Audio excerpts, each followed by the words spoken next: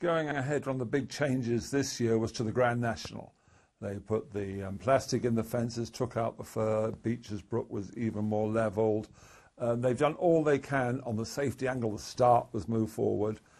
Is it the same Grand National as when you rode in it? No, it's completely removed from, what people have grown up thinking the Grand National to be. It's just now a long distance race with some soft fences, and it's just like a war of attrition. The Grand National was originally run as a test of jumping, and it's no longer that, and it's what it should be. You want to see a horse win the Grand National that is really intelligent, that measures its fences, that can fiddle, that's got the scope to jump something bigger like the chair, that can think its way around the Grand National, that takes a little bit more, if not a lot more, than the normal that it gets for the other 365 days a year. Yeah, but isn't that for you, the specialist? For most people are concerned, this year's Grand National, 40 ran, 38 didn't fall. Just 2 fallers in 40 runners. Did the public, was there outcry, uproar? Of course there wasn't. It was a thrilling spectacle, and we have to look at the image of racing. Could we go on? Had there been 2 or 3 deaths this year, could racing have survived that and year in, year out? I would say that over a period of time, that the fact that they've made the fences smaller, you'll get more accidents. Not smaller. All right, they're softer, whatever, yes. whatever. They are smaller and they are softer, and over a period of time, I think they'll get more accidents. I'd like to think that they won't, but I expect that they will. But I'm interested in racing. I want to see a proper horse have a proper test. Now, whatever the general public want to see, I'm not really concerned about. But you're asking me, I'm king for the day, and I'm saying I want these fences to be a proper test for horses, so that when they see them, they've got to back off them. Instead of saying, oh, I can kick the top 3 foot out of this, I want to see something. The days are coming, where we'll just roll over as a nation. We'll be so soft with health and safety. You can't do this, you can't do that. People are coming to invade this country, and we'll all say, oh, yeah, take what you want, but, be careful of that. You're not allowed to walk on the grass or something. We've got to draw a line somewhere, and I think they've gone too far with the National. But would you put the birch back in the fences, for instance, at Aintree? As far as the public is concerned, they don't know the difference. Of course they don't know the distance. I want to see some fences that actually take some jumping. I'd put the ditch back at Beecher's, but the one thing about Aintree that I think is unfair on horse, and the one thing, if you're a horseman you don't want to see, is something that catches horses out. They always lay the spruce going horizontally, and I think it should be vertical, so it's going straight up so they can brush through it a little bit. Because when it runs the other way, it catches their legs out. But I want to see a proper jumping test. But of all the sort of falls that you had, Golden Rapper in the Grand National is the most memorable. Clear and down, it was that jumping, as jockeys in your time, you say, jumping off the edge of the world is how it looked like.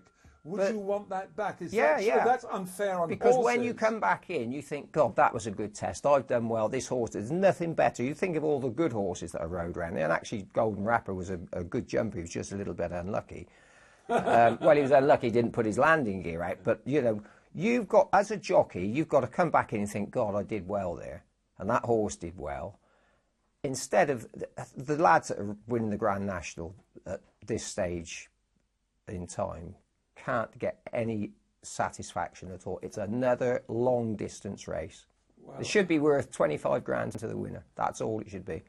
I think that it is more important that we keep the Grand National, and the Grand National could not go on if there was as many casualties as we have been happening, although they have been lowered.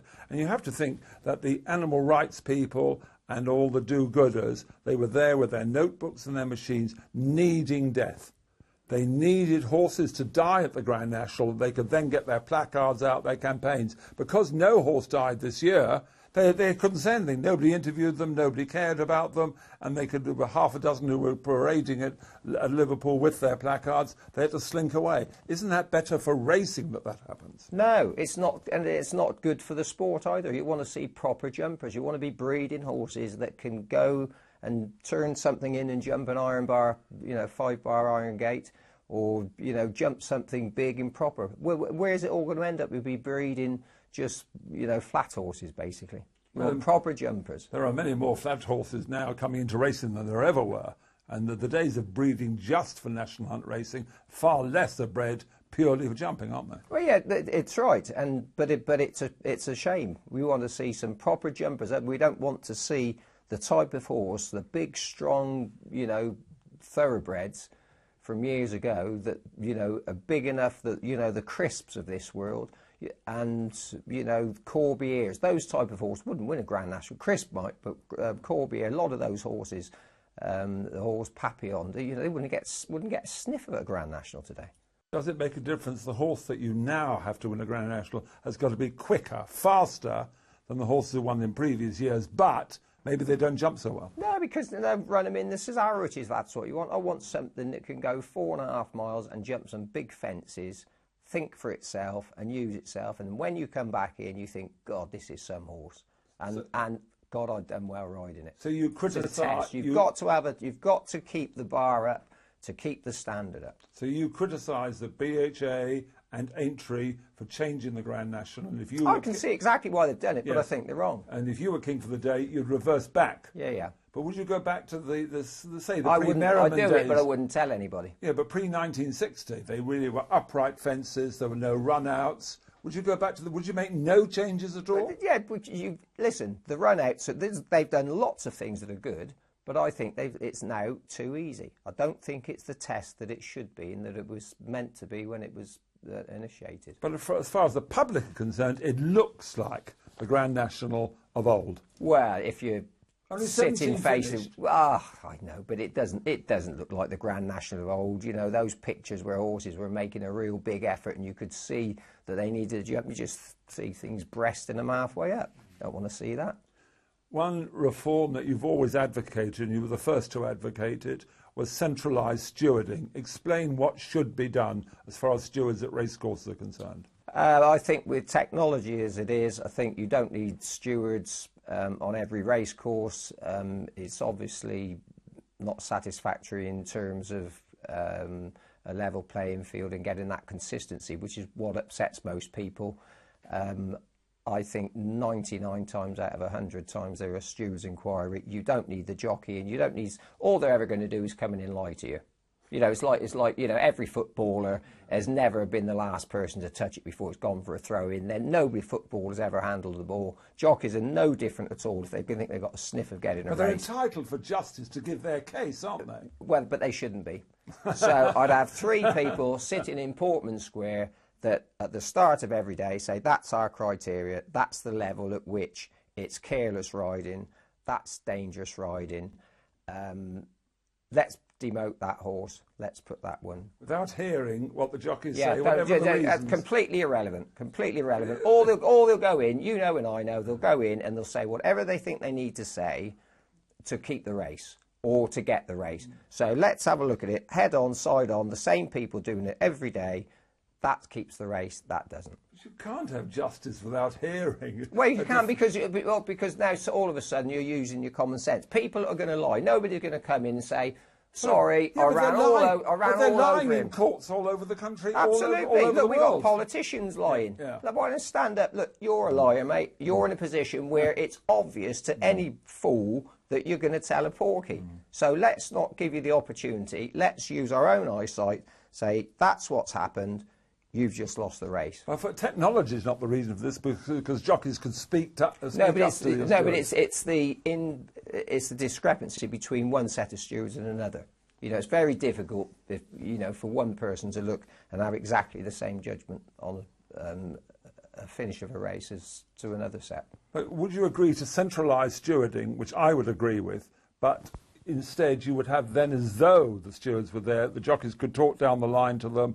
Would you accept that as a compromise? No, if I was going to spend any money at all, I'd have somebody stand in. I'd save a lot of money on policing, on integrity. The beauty of racing is, if there's going to be any skullduggery, it's going to happen at 1 o'clock at Ascot, 2:30 at Catterick. You know when the burglary is going to occur. So all you've got to do is watch the race. If you think something's not trying, you want somebody to see it when it's pulled up, see how hard it's blowing. That's when you want to deal. The going round to yards, dawn raids, fantastic. loads of things, but I think there's quite a lot of money spent stewarding that we could say we cut back on. Right. So I'd be getting more money in for the levy, and I'd be cutting back on our overheads. We're already putting more money into the pot, Matt.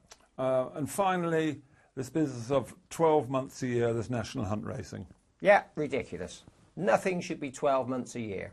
I mean, if you need something to look forward to.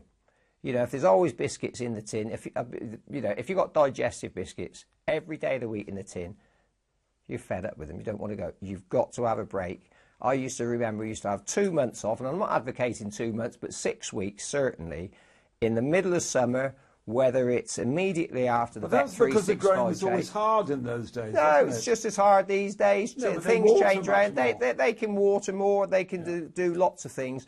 But for the people involved, and there'll be lots of lots of trainers that have summer jumpers saying, "Oh, you know, we want to race all year round," and some jockeys that say, "Well, you know, it's our chance to get a few rides."